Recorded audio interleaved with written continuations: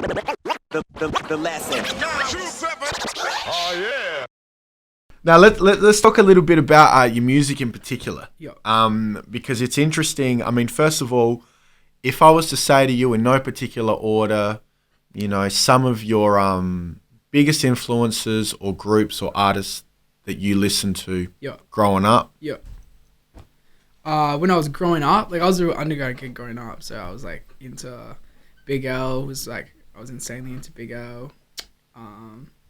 Probably I'll say my three biggest would be Big L, Skinny Man from the UK. I don't know why, but Council State of Mind was just like huge in our crew, and MF though, like to me personally. I know he's like super old school, but when I was a kid, that was like the three big influences on me. Word. Yeah, I'm a big fan of L myself. Yep. We play his stuff. We like him so much. We try not to play him every week. It's hard.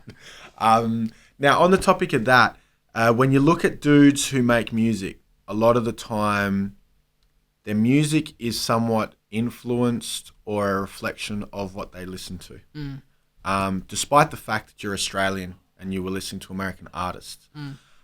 With names like that, if someone said to me, I make music and they're my influences, I guess instantly I would think, okay, I would expect to hear a particular brand of Australian hip hop. Sure. You know, I guess more so like, let's say maybe your dialects. Yeah. Or, you know, I don't know, a lyrical commission or something like that. For sure. Whereas in your style of Aussie hip hop, I mean, tell me if you agree or disagree, is really quite different.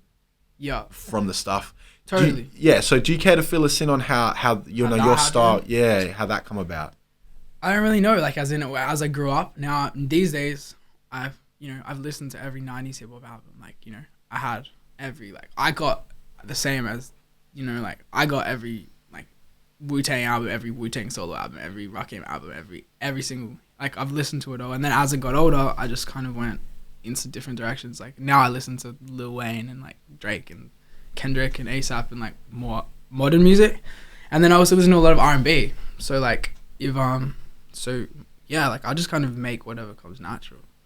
So yeah, I don't know. It just I don't know the exact link, but I think the only thing that would be the only link between it is that I actually understand rhymes and understand bars. So even if the beats aren't the same or whatever, an underground dude can't really be like, oh, Allday sucks, he doesn't know anything, he can't rap. I just can rap.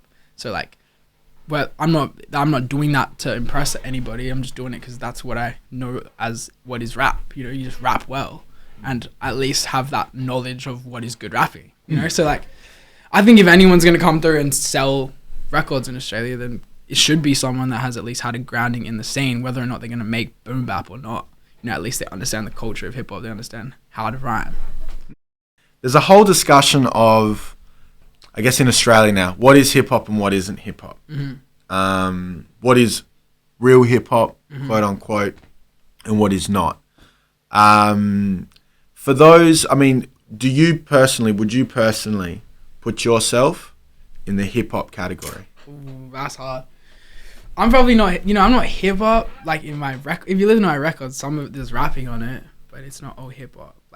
I think that the culture of hip hop can exist in the sense that there's going to be purists who stay to the culture, and then there can be people who, the fact is it's popular enough, there's going to be artists like Flow Rider or whatever who are, rapping on stuff that's completely pop, and there's going to be other artists in between. There's going to be artists who are doing other genres with rap, and I don't think that ruins the subculture of hip hop because it's always a subversive culture anyway. It exists on its own. So I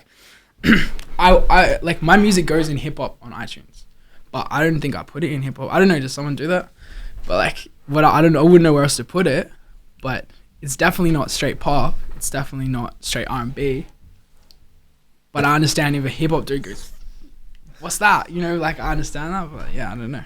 Yeah, no, it's interesting because when I've talked about it with people, I'm a big believer in what you see now is you see rapping, but it's taken into you could rap over trap music. Yeah, exactly. You could just because someone is rhyming in a pop song doesn't make it hip hop. Yeah. You know, back and forth. And so, yeah, there's just been a lot of discussion on, you know, what is Australian hip hop in this era? Because I mean, if you look 10 years ago, you had your pegs, your lyrical commissions, your drafts. And at a certain point, it was one subculture. Like, at a certain point, it wasn't broken off. Like, when the scene started, or when I was 10 years old or 11 years old going to underground shows, it was like there was lyrical commission doing a show on the same bill. We were talking about the other day with my mates, on the same bill as Draft and Bliss and Esso, and those dudes was the same set at Jimmy Rose back in the day.